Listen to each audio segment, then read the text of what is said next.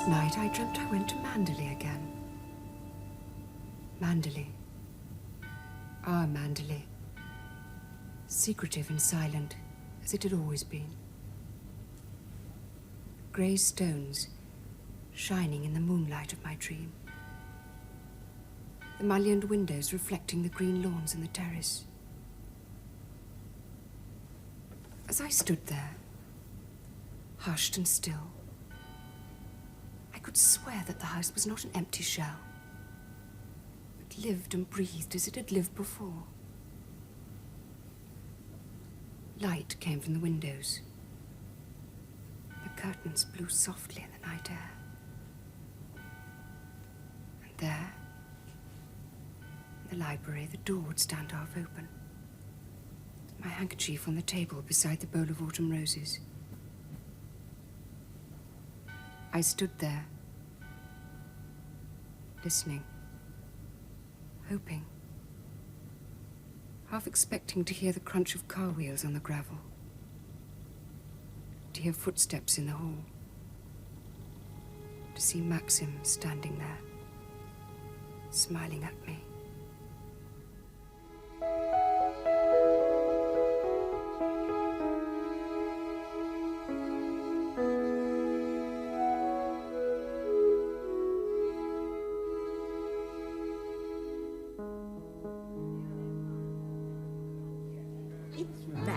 Winter, the man who owns Manderley.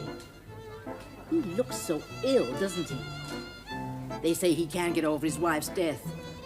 Poor man, what a tragedy. We'll ask him over for coffee. Well, why not, for heaven's sake? He'll be grateful, sitting there all by himself. I'll write him a note. Now, where's my pen? In your handbag. We're only being friendly after all. He'll be grateful for that. Nothing worse than being lonely in Monte Carlo. Loneliness is always worse when you're surrounded by people enjoying themselves. Now, there. Take that across to the waiter and tell him to bring us another cup.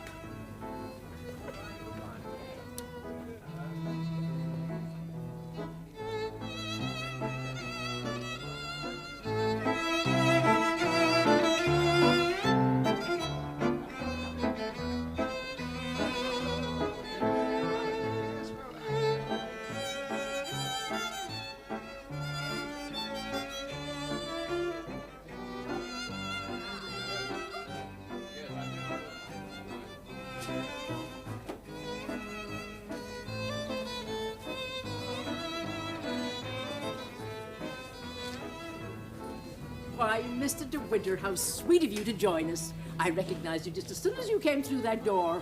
Why, there's Mr. De Winter, I said to myself. There's Billy's friend, Mr. De Winter. He's on his honeymoon now, did you know that? He got married last month, he and Dora. Billy was telling me that Palm Beach is crowded with the most exciting people. They're having such a lovely time. Thank you so much. Do you know Palm Beach, Mr. De Winter? No, I don't. Oh, it's the most wonderful place. So glamorous. Parties every night. No, I'm afraid I'm not much of a party goer. You're not? Oh, my Billy just loves them. But then if he had a home like Manderley, I guess he wouldn't want to play around in Palm Beach. Manderley. Isn't that the most beautiful name you ever heard? My Billy says it has all those big places beat for beauty. Why, you could never bear to leave it. Isn't there a minstrel's gallery at Manderley? And some very valuable portraits? Mr. De Winter is so modest he won't admit it, but I believe that lovely home of his has been in the family since the Norman conquests. Isn't that so? I suppose your ancestors must often have entertained royalty at Manderley, Mr. De Winter. Not since Ethelred, the one who was called the Unready. In fact, it was while he was staying with my family that he was given the name. He was invariably late for dinner. Is that really so? I'd no idea. But my history is very shaky, and the kings of England always muddled me. But that is very interesting. I must write and tell my daughter she's a great scholar. Are you staying here long? Well, that all depends. I have some dear friends in Paris. Or we might go on to St. Moritz. Who knows? I do so adore being fancy-free, don't you? What do you think of Monte Carlo? Or don't you think of it at all? Oh, it is very elegant, I suppose. A bit artificial. She's spoiled, Mr. De Winter. That's her problem. Most girls would give their eyes for the chance of seeing Monty. Wouldn't that rather defeat the purpose? I'm faithful to Monty. The English winter gets me down and my constitution just won't stand it. It's those ghastly fogs I hate in London. You don't get them in Manderley, do you? Oh, the West Country must be enchanting in the spring. Yes, Manderley was looking its best. Excuse me, Mrs. Van Hopper. Madame Blaise is waiting upstairs. Madame Blaise, my dressmaker? Oh, great heavens, I quite forgot. Well, don't let me keep you. Fashions change so quickly nowadays, they may have altered by the time you get to your room. It's been so delightful running into you like this, Mr. De Winter. Now, I've been brave enough to break the ice. I hope I shall see something of you. You must come and have a drink sometime in the suite. I may have a few people coming in tomorrow evening. Why not join us? I'm so sorry, but I'm planning to go to Suspel. I don't know when I shall be back. Oh, I hope they've given you a good room. The place is half empty, so if you're uncomfortable, mind you make a fuss. Has your valet unpacked for you yet? I don't possess one. Perhaps you'd like to do it for me. Well, I hardly think... Perhaps you could make yourself useful for Mr. De Winter if he wants anything done. She's a capable child, in many ways. It's a charming suggestion, but I stick to the family motto. He travels the fastest who travels alone. Perhaps you've never heard of it. What a funny thing. Numero deux. Suppose that sudden departure was a form of humor. Men do such extraordinary things. I remember a well-known writer who, whenever he saw me coming, used to dart down the service staircase. I suppose he had a penchant for me and wasn't sure of himself. I was younger then, of course. What happened to Mrs. De Winter? Oh, my dear, it was dreadful, tragic. They say he never talks about it, never even mentions her name. She was drowned in a bay near Manderley. Achoo!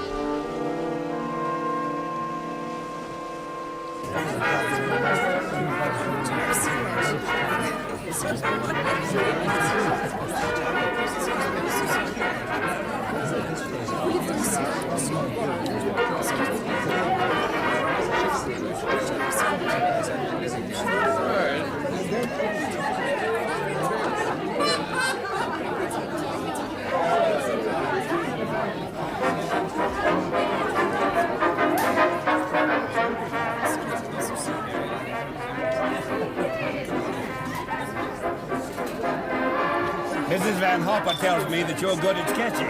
I enjoyed, yes. You must let me see some of your work. I've quite a collection at home. Always looking for new talent, you know. Oh, I'm sure you wouldn't be interested in me, Mr. Dartmouth. Oh, don't you be too sure, my dear. Oh, pardon me. Handkerchiefs? Where are my handkerchiefs? I'm coming, Mrs. Van Hopper. Excuse me.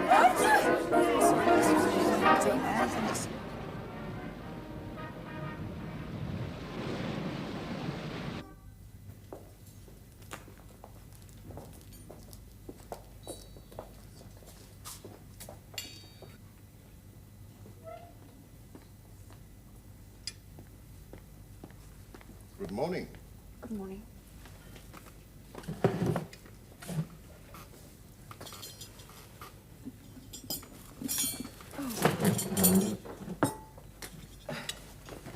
Get out of the way.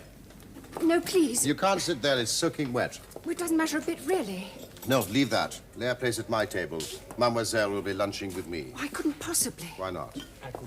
Well, it's very kind of you, but please don't be polite. I'm quite all right here. I'm not being polite.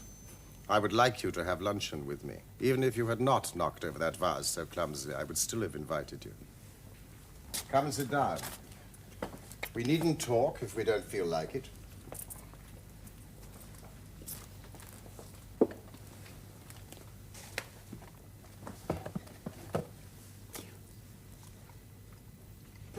Melon, please, and grilled sole. And to drink, mademoiselle? Nothing, thank you. Thank you, mademoiselle. L'américaine ne déjeune pas, mais la petite est casée. What's happened to your friend? Oh, she's not feeling very well this morning. Well, nothing serious, I hope.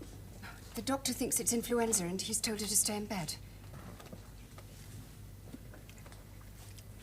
I behaved very badly yesterday afternoon. You must try to forgive me. Oh, I didn't... I was thoroughly ashamed of myself. My manners were atrocious. My only excuse is that I've become boorish through living alone. Well, you weren't rude. Oh, no ruder than Mrs. Van Hopper. And she didn't mean to be rude. She just, well, she just asks a lot of questions. She does that to everyone. Well, anyone who's important, that is, you know. Oh, I'm flattered. Why does Mrs. Van Hopper think I'm important? I think because of Manderley.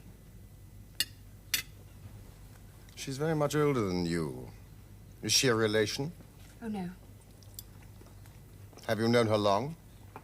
Well, she's not really a friend. She's an employer. She's training me to be a thing called a companion. And she pays me £90 a year. I didn't know. I didn't know that you could buy companionship. It sounds rather a primitive idea, like an Eastern slave market. I looked the word up in a dictionary. It said, a companion is a friend of the bosom. Why'd you do it? Well, £90 is a lot of money to me. Haven't you any family? No, they're dead. Do you wish your steak now, sir, or later? Later. Very good, sir. Thank you.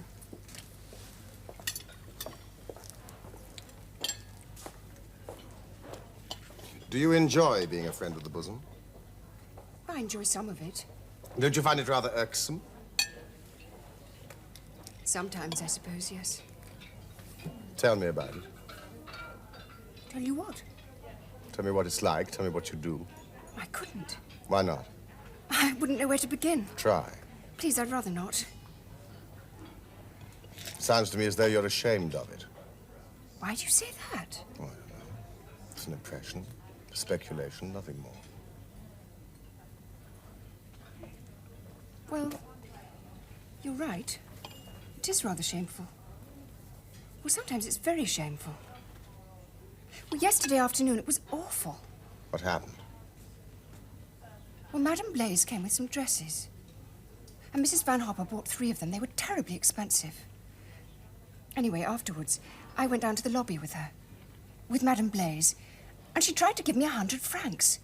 As commission, she said. I was so ashamed I didn't know where to look. I was so embarrassed. I think you've made a mistake. You think I should have taken the money? No, heavens no. I think you've made a mistake in coming here, in joining forces with Mrs. Van Hopper. You're not made for this sort of a job. You're too young, for one thing, and too vulnerable. Blaise and her commission, that's nothing. There'll be plenty of Madame Blaises in your life if you stick to it. You can either give in and become a sort of Blaise yourself, or stay as you are and be broken. Haven't you ever thought about the future? I mean, supposing Mrs. Van Hopper suddenly grows tired of her friend of the bosom, what then? I'd get another job, I suppose. There are plenty of them. Well, the magazines are full of advertisements for ladies' companions. Grilled sole for mademoiselle with pommes sautées and haricots verts. And the steak bleu for monsieur with green salad. We have a bond in common, you and I. What's that? Do you want to see the sommelier, monsieur? No, this will do me fine, thank you. Thank you. We're both alone in the world. Oh, I have a sister, but we don't see much of each other. And an aging grandmother, whom I pay duty visits to 3 times a year. But neither of them provide much in the way of companionship. I shall have to congratulate Mrs. Van Hopper. You're cheap at £90 a year. Well, you're not really alone. Well, you've got a home and I haven't. An empty house can be as lonely as a full hotel, and much less impersonal. So, Mrs. Van Hopper is ill in bed. Who's looking after her? A nurse. So you have a holiday? Yes, I suppose I do. What are you going to do? I don't know. I haven't really thought. I might do some sketching. Ah, so our friend of the bosom is also an artist. I'm not a very good one. It's too windy for sketching. Come for a drive.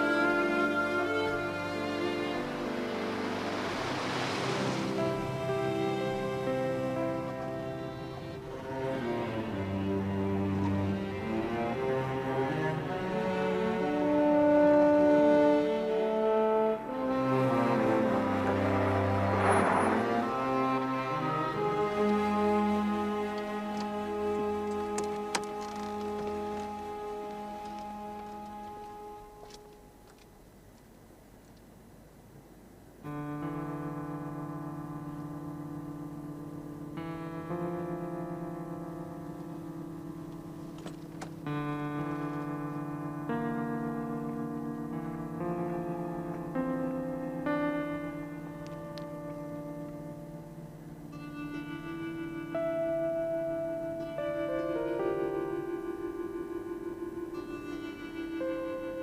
you know this place? Have you been here before?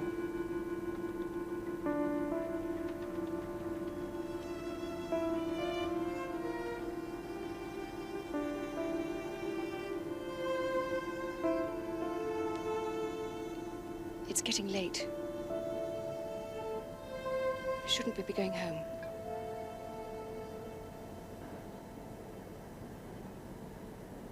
It's getting late.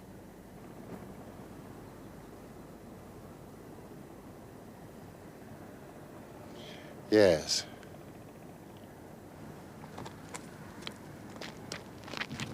Have you been here before? Yes, some years ago. I wanted to see if it had changed. Has it? No. No. It has not changed. How different from the sea at home. Do you know the West Country? Not really. It's unlike anywhere else on Earth, at this time of year especially. The sea is like slate, still cold after the long winter. From the terrace at Mandalay, you can hear the tide, the waves sweeping into the little bay. Daffodils are stirring in the evening breeze, thousands of them massed together like an army, shoulder to shoulder. Then there are primroses, too. Soon the bluebells. You should never pick wildflowers, never. You should always leave them where they belong. The only flower that looks better when it is picked is the rose. I have roses in the house at Mandalay for 8 months of every year.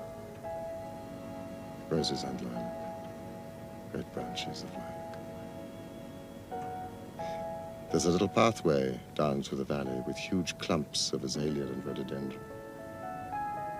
The beauty of it is intoxicating. It leaves you dazed, breathless.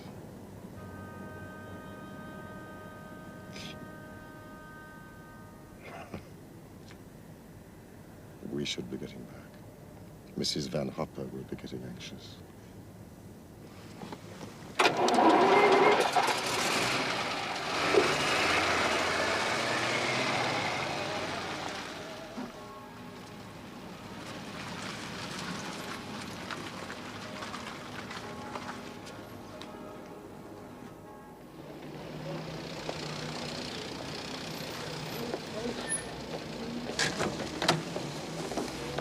My gloves. Do you like poetry? Very much. Then take it.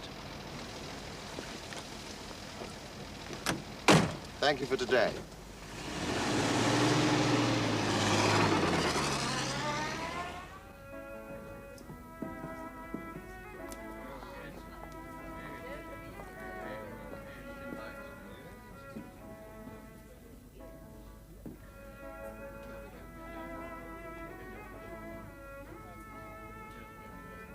What did you do with yourself yesterday?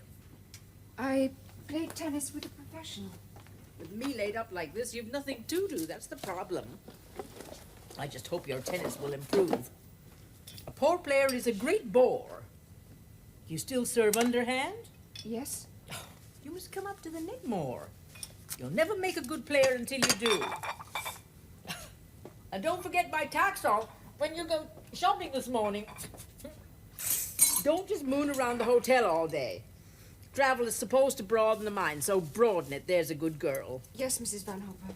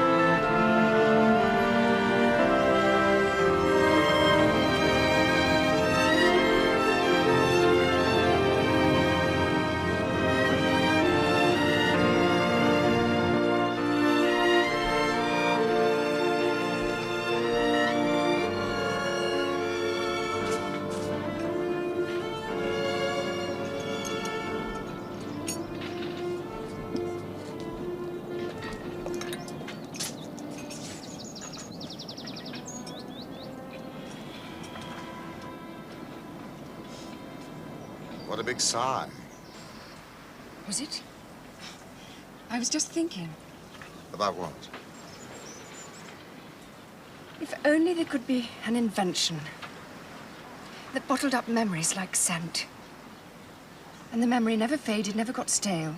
And then when you wanted it, the bottle could be uncorked and it'd be like living that moment all over again.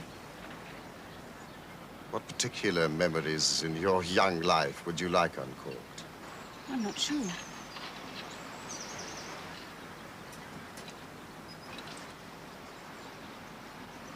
I'd like to keep this moment and never forget it.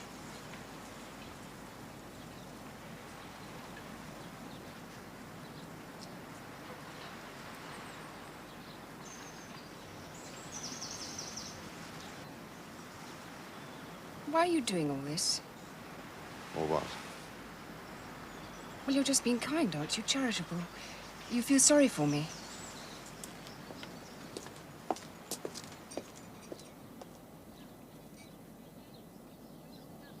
I wish I was 36, dressed in black satin with a string of pearls.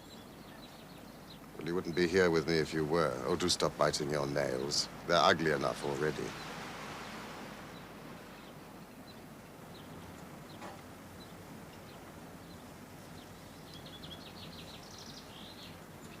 I don't understand you at all. Yes, well, that's really not so surprising. We've only known each other a week. Yes, but you know everything there is to know about me. Well, that's not much, I suppose. But that's because I'm young and nothing much has happened to me. Except people dying, but you. I don't know any more about you than when we first met. What did you know then? I knew you lived at Manderley and that you'd lost your wife.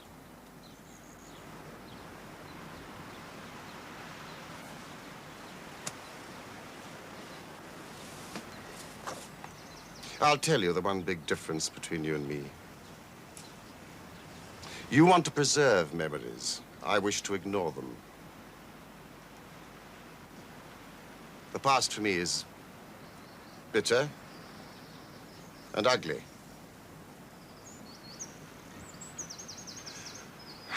I want to start my life all over again.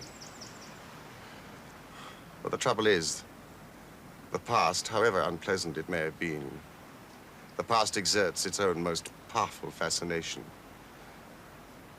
Sometimes the scent is too strong for the bottle, and too strong for me. And then the devil in one tries to draw the cork. I did that on the first drive we took together when we climbed the hills and looked over the precipice. I was there some years ago with my wife. You asked me if it was still the same, if it had changed at all. No, it was just the same. But I was thankful to realize, oddly impersonal, she and I had left no record. It may have been because you were with me. You have blotted out the past for me, far more effectively than all the bright lights of Monte Carlo. But for you, I'd have left ages ago and gone on to Italy, perhaps, Greece, anywhere. You have saved me all those wanderings. That's why I seek your company. So damn your ideas of my kindness and feeling sorry for you. I want you with me. That's all. And if you don't believe me, you can leave now and go home. Go on, find your own way home. Go on!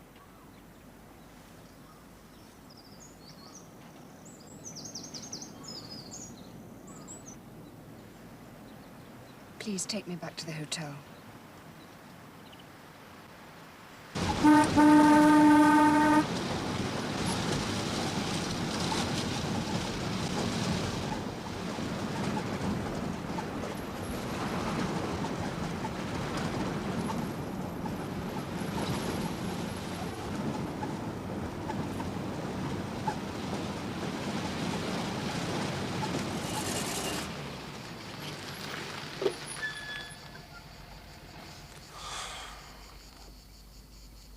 Forget what I said to you just now. That's all finished and done with. Don't let's ever think of it again, all right? When shall I see my friend of the bosom again? I'm not sure. Or shall we say lunch tomorrow? If you can make it. 12:30. And promise me that you will never wear black satin.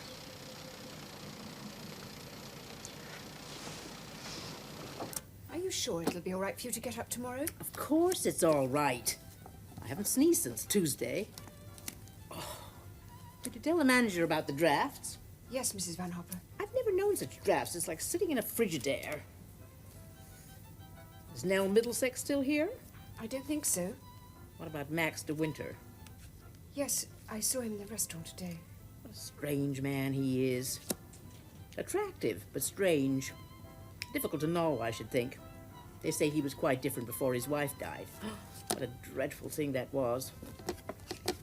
I never saw her, but I believe she was very lovely. Exquisitely turned out and brilliant in every way. They used to give tremendous parties at Mandalay. Oh, it was all very sudden and tragic, and I believe he adored her.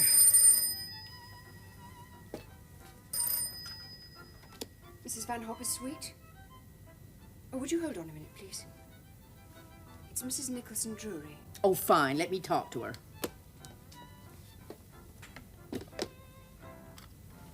Helen? My dear, how are you? What? When? Is it serious? Oh, thank God for that. When are you going? Helen, listen. We're gonna come with you. No, I insist. Oh, to hell with Europe. Helen, listen, dear. Please listen.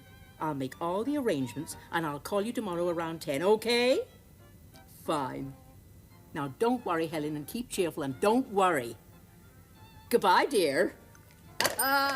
We're going home. Home? Helen's had a cable from New York. Her daughter's got appendicitis, and they've cabled her to go home, and we're going with her. I'm sick to death of Europe, and we can come back in the early fall. How do you like the idea of seeing New York? I'm not sure. What do you mean you're not sure? I can make you out sometimes. Don't you realize that girls in your position with no money can have the grandest fun in New York? Plenty of boys and excitement, and you won't be at my beck and call as much as you are here. Don't look so miserable, for heaven's sake. I thought you didn't care for Monty. I've got used to it. Well, you'll just have to get used to New York. Now go down to the reception desk right away and make that young clerk show some sign of efficiency. Tell him we're leaving Saturday and tell him to get things moving.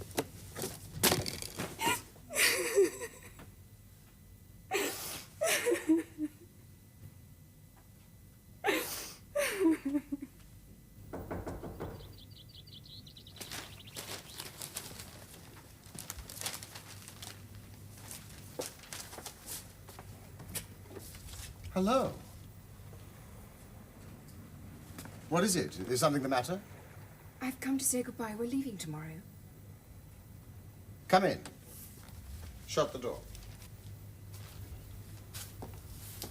What on earth are you talking about? It's true. We're leaving tomorrow, and there's so much to do. I was afraid I shouldn't see you again. Well, I had to see you. I had to thank you. Sit down. Why didn't you tell me this before? She only decided yesterday. It was all done in such a hurry. A friend of hers is going back to New York, and we're going with her. We're joining her in Paris and going through to Cherbourg. And she wants to take you with her to New York. Yes.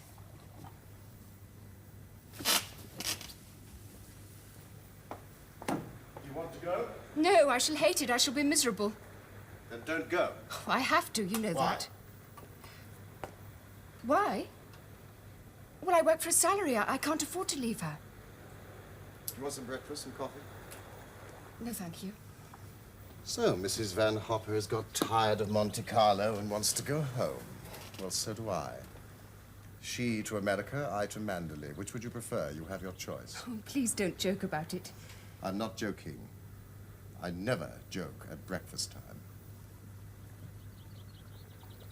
New York with Mrs. Van Hopper or Mandalay with me? I don't understand. Choose. You mean you want a secretary or something? I'm asking you to marry me, you little fool.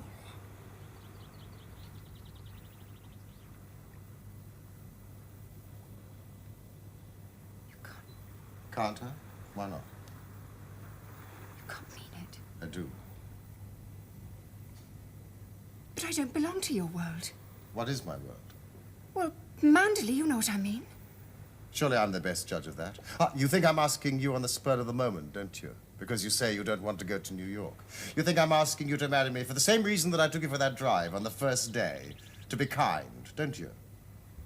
Yes. Yes, well, one of these days you'll realize that being kind isn't my strongest quality. You still haven't answered my question. Will you marry me?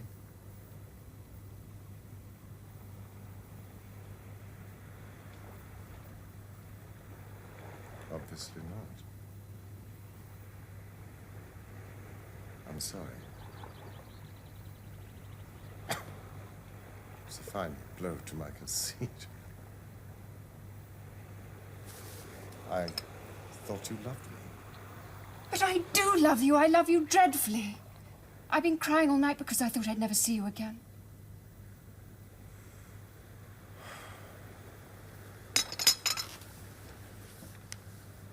Bless you for that. One day, I'll remind you of this moment. And you won't believe me. Oh, what a shame. What a shame you have to grow up.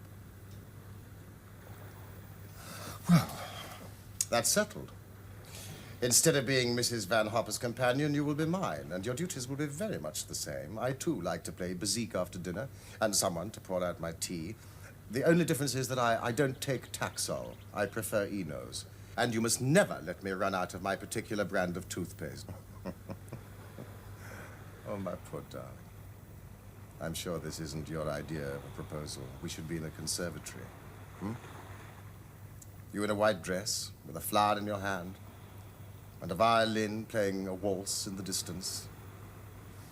And I should make love to you under a palm tree. Never mind. I'll take you to Venice for our honeymoon, and I'll hold hands with you in a gondola. But we won't stay long, because I want to show you Manderley. Who's going to tell Mrs. Van Hopper, you or me? You tell her. She'd be so angry.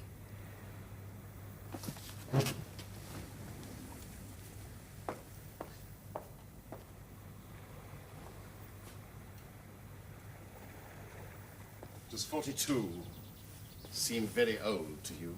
Oh, no, I don't like young men. Oh, you.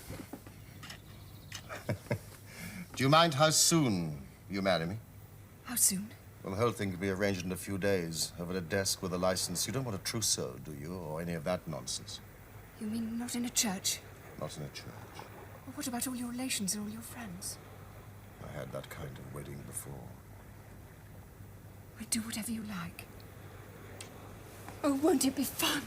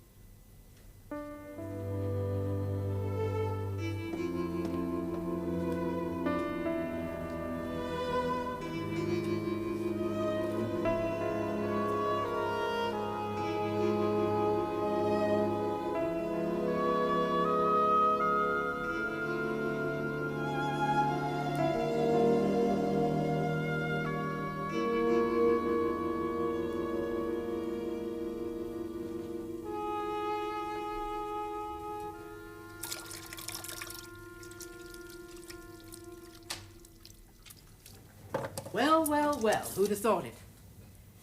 I suppose I have to hand it to you for a double-time worker. Still waters certainly run deep in your case. How did you manage it? Lucky for you I had influenza. Now I know how you spent your days. Tennis lessons, my eye. You might have told me. Yes, I'm sorry. And now he says he wants to marry you as soon as possible. Lucky again. And lucky you have no family to ask awkward questions. Lucky you. Oh, well, it's nothing to do with me anymore. No. I just wonder what his friends will think. Oh, well, I guess that's his problem. I suppose you realize he's years older than you. Well, he's only 42 and I'm old for my age. You certainly are. Tell me, my dear, have you been doing anything you shouldn't? I don't know what you mean. Oh, well, never mind. I always said that English girls were dark horses for all their hockey-playing attitudes. Your beau didn't even ask me to the wedding. Well, I don't think he wants anyone. Just the two of us, no guests. And you'll have sailed by then. I just hope you know what you're doing. He's a difficult man, they say, and you'll have to adapt yourself to his ways. You'll have your work cut out as mistress of Manderley, and frankly, my dear, I can't see you doing it. You haven't got the experience. You don't know that milieu. Why, you can scarcely string two sentences together at my bridge teas. What are you going to say to all his friends? The Manderley parties were famous when she was alive. What parties? Hasn't he told you about them? I wonder why not. Naturally, I hope you'll be happy, and I grant you he's a very attractive creature. But I'm just so afraid you're making a very big mistake, and one that you'll regret bitterly. You know why he's marrying you, don't you? He wants company, that's all. Don't flatter yourself he's in love with you. That great empty place just gets on his nerves. He wants company. Simple, undemanding company. That's why he chose you, my dear.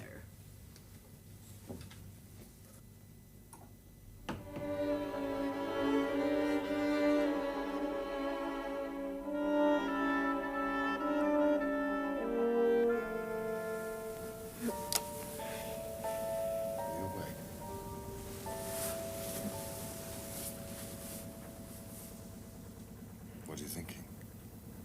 About you. About Manderley.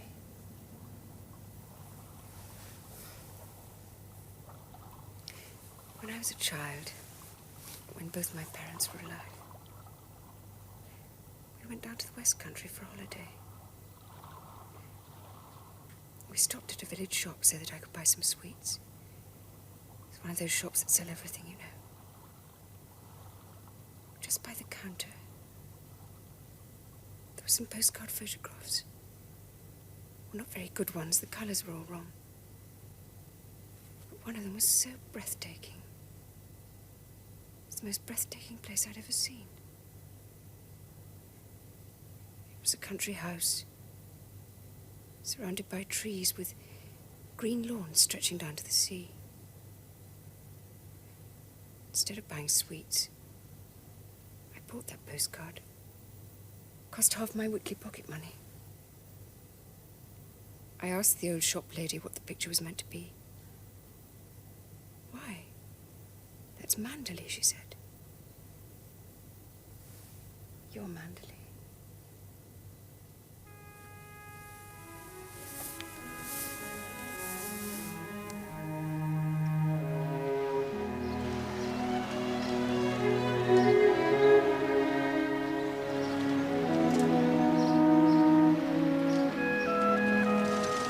How are you feeling?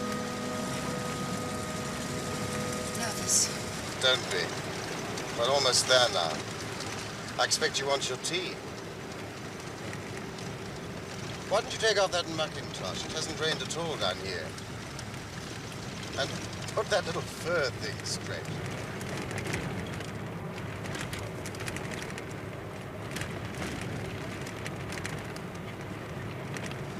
What lamb. I bustled you down here so fast. We should have stopped in London and got you some clothes. It doesn't matter to me. It's long as you don't mind. Most women think of nothing but clothes.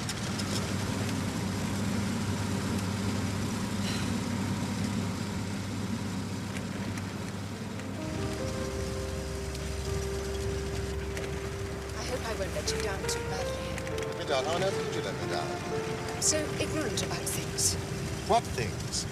Dinner parties, entertaining, things like that. I won't know what to say, what to do, what spoons and forks to use, what to order, what to prepare. I won't know anything. You just be yourself and everyone will adore you. You see those trees on the brow of that hill? That's Mandalay in there. Those are the woods.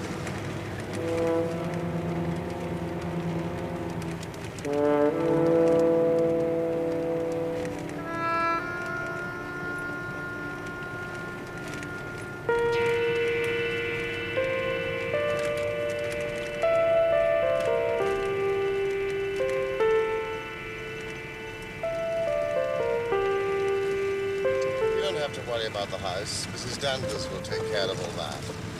Who's Mrs. Danvers? The housekeeper. Marvelous woman.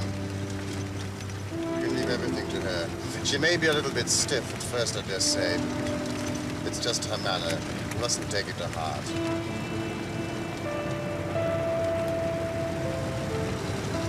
Ah. Here we are.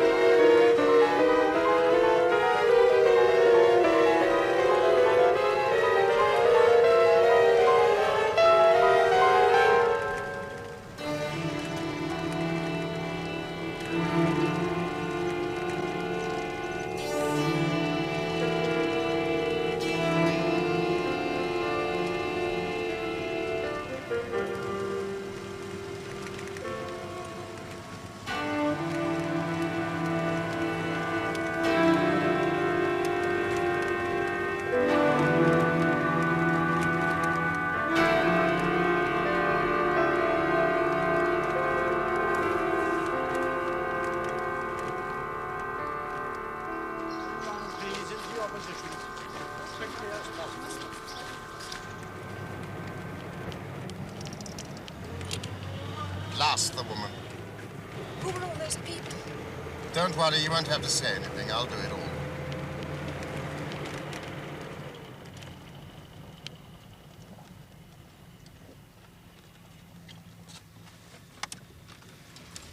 Welcome to Mandalay, madam.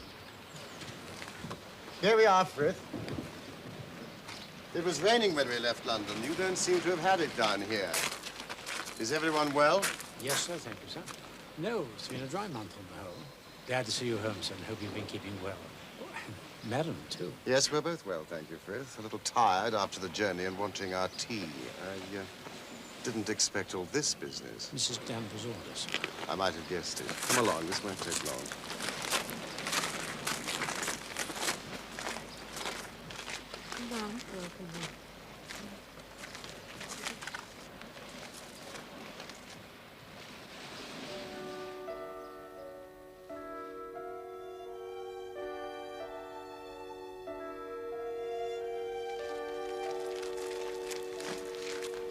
Thank you very much for coming to greet us like this. It's good to be back. Although my wife has never been to Manderley before, she knows it and loves it already. From now on, it won't be just my Manderley or your Manderley, it will be her Manderley as well. And so, with all of you, I say to her, welcome home.